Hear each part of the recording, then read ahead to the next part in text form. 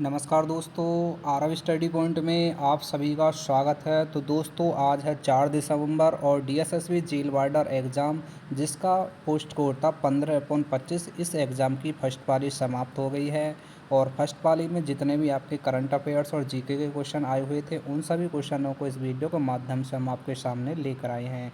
दोस्तों यदि आपको इस वीडियो के पीडीएफ चाहिए तो हमारे टेलीग्राम ग्रुप को ज्वाइन कर लीजिए और चैनल पर पहली बार आए हैं तो चैनल को सब्सक्राइब कर लीजिए।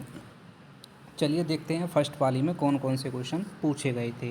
तो देखिए पहला क्वेश्चन पूछा गया था, भारत के संविधान की प्रस्तावना में सार्वभौमिकता शब्द का क्या महत्व है और यह शब्द नागरिकों को कौन सा मूल अधिकार प्रदान करता है। तो देखिए राइट आंसर था इसका ऑप्शन सी, सर्वोच्चता।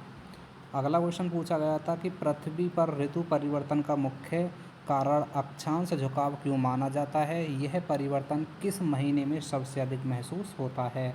तो देखिए राइट आंसर था इसका ऑप्शन बी, जून माह में।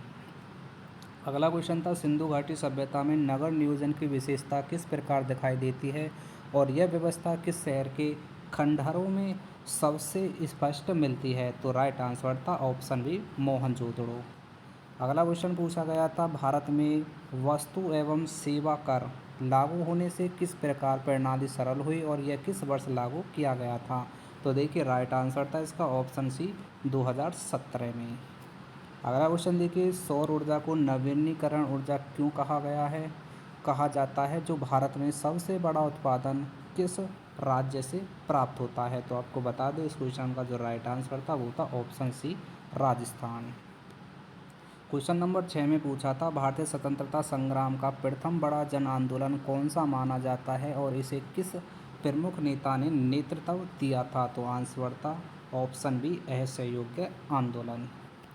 क्वेश्चन नंबर 7 देखिए, भारत में मुख्य न्यायाधीश की नियुक्ति किसके द्वारा की जाती है और यह नियुक्ति किस अनुच्छेद में वर्णित है। तो देखिए इस क्वेश्चन का जो राइट आंसर था वो था ऑप्शन सी, राष्ट्रपति।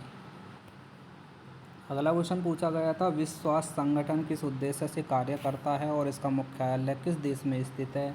तो देखिए इस क्वेश्चन का जो राइट आंसर था वो था ऑप्शन बी, जेनेवा में। क्वेश्चन नंबर 9 में पूछा गया था, मानव शरीर में रक्त का थक्का जमने में कौन सा विटामिन महत्वपूर्ण भूमिका निभाता है और इसकी कमी से कौन सा रोग होता है। देखिए इसका जो आंसर था वो था ऑप्शन सी, विटामिन के। अगले क्वेश्चन में पूछा गया था, भारत का राष्ट्रीय जलमार्ग 1 किस नदी पर आधारित है और इस मार्ग का आर्थिक महत्व किस क्षेत्र के लिए अधिक है। तो आंसर था इसका ऑप्शन ए, गंगा।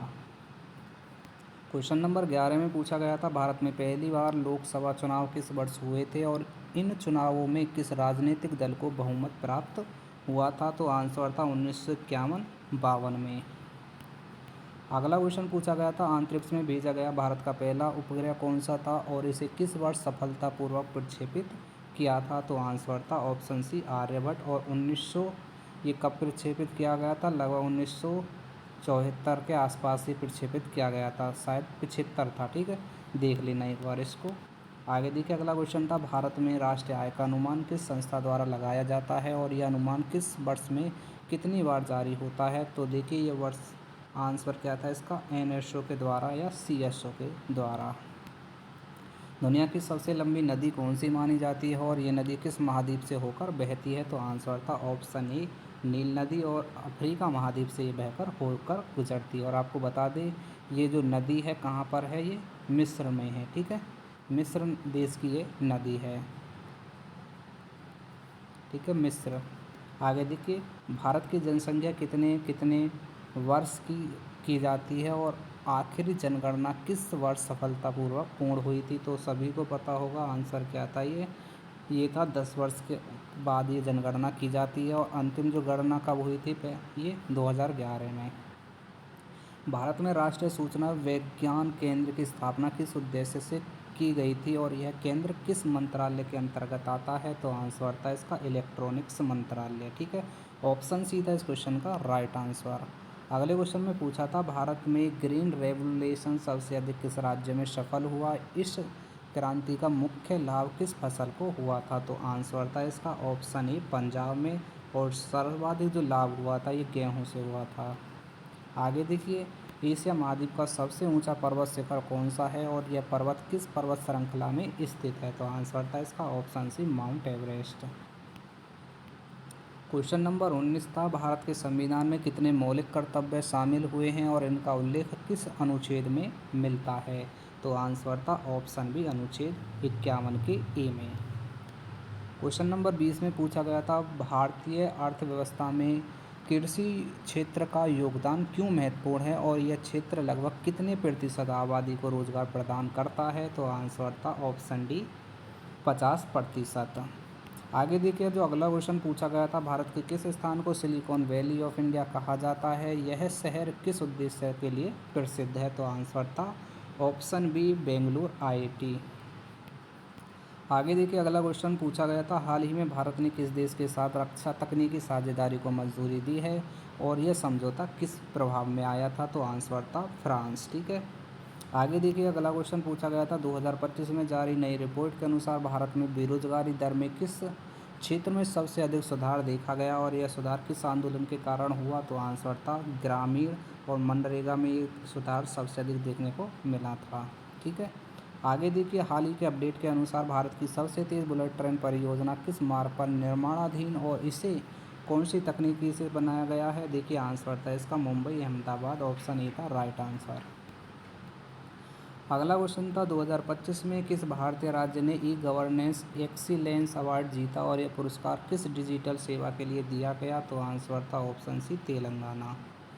आगे देख लेते हैं अगला क्वेश्चन, हाल ही में भारत ने किस संगठन में स्थायी सदस्यता प्राप्त की और यह संगठन वैश्विक व्यापार में किस भूमिका के लिए जाना जाता है? तो आंसर था इसका ओपेक। ठीक है। आगे देखिए, जो अगला क्वेश्चन पूछा गया था, हाल ही में 2025 में जारी ग्लोबल पीस इंडेक्स में भारत की रैंक क्या रही और यह रैंक किस संस्था द्वारा जारी की जाती है? तो आंसर था 110 और आईईपी के द्वारा ये जारी की जाती है। आगे देखिए, 2025 में किस भारतीय खिलाड़ी ने विश्व कप में सर्वोच्च स्कोर बनाकर नया रिकॉर्ड बनाया है और यह खिलाड़ी किस खेल से संबंधित है? तो आंसर था क्रिकेट, शुभमन गिल, ये था इसका आंसर। अगला क्वेश्चन, हाल ही में भारत ने कौन सी सुपरसोनिक मिसाइल का सफल परीक्षण किया है और यह परीक्षण किस राज्य के तट से किया गया है? तो आंसर था ऑप्शन बी ओडिशा। आगे देखिए, अगला क्वेश्चन, हम भारत में हाल ही में लॉन्च की गई डिजिटल फसल बीमा प्रणाली किस तकनीकी पर आधारित है और इसका फ़ायदा किस वर्ग को मिलेगा? तो आंसर था किसान और एआई आधारित थी। ठीक है। देखिए, अगला क्वेश्चन था कि 2025 में किस भारतीय शहर को सबसे स्वच्छ राजधानी का खिताब मिला है और यह खिताब किस श्रेणी में घोषित किया गया है? तो आंसर था रायपुर। और देखिए, अगला जो क्वेश्चन पूछा गया था कि हाल ही में किस देश ने भारत के साथ व्यापारिक समझौता बढ़ाया और इसका उद्देश्य दोनों देशों के बीच किस क्षेत्र में सहयोग बढ़ाना है? तो आंसर था टेक्नोलॉजी। आगे देखिए, अगला क्वेश्चन, 2025 में भारतीय अर्थव्यवस्था की जीडीपी वृद्धि दर कितनी दर्ज की गई और यह दर किस क्षेत्र की तेज़ी से बढ़ी है? तो आंसर था ऑप्शन सी सेवा कर। ठीक है, सेवा में बढ़ी थी। आगे देखिए, जो अंतिम प्रश्न था, भारत के नए संसद भवन में कितनी सीटें उपलब्ध हैं और यह भवन किस वर्ष पूरी तरह उद्घाटन किया गया था? तो आंसर था ऑप्शन बी 2023 में। तो फ्रेंड्स, ये कुछ क्वेश्चन थे जो हमको फर्स्ट पारी से मिल पाए थे, बाकी के जो क्वेश्चन रह गए थे वो अभी तक नहीं मिल पाए हैं। हो सकता है सेकंड पारी में हम आपके लिए उन क्वेश्चनों को जोड़कर दे दें। ठीक है। तो यही क्वेश्चन थे जो 30 से 35 आपकी परीक्षा में जो पूछे गए थे। बाकी आपको सेकंड शिफ्ट में इनका एनालिसिस करा दिया जाएगा क्वेश्चन मिलने के बाद में। तो फ्रेंड्स, आपसे रिक्वेस्ट है, अगर आप चैनल पर पहली बार आए हों तो चैनल को सब्सक्राइब ज़रूर कर लीजिए। तो चलिए फिर फ्रेंड्स, मिलते हैं सेकंड पाली के एनालिसिस के साथ में।